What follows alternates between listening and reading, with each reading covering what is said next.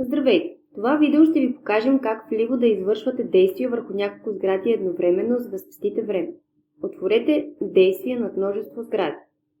Тук можете с един процес да приложите промени или да изпратите информация до няколко сгради наведнъж.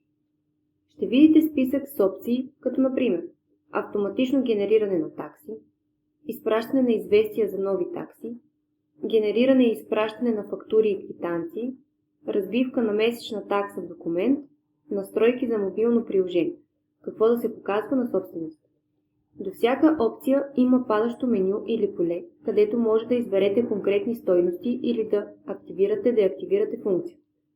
Под списъка с опции избирате за кои сгради ще се приложат промените. Може да маркирате една или повече. Накрая натискате Запиши, за да потвърдите действие. Така с няколко клика управлявате едновременно много сгради, без да настройвате всяка по-отделно.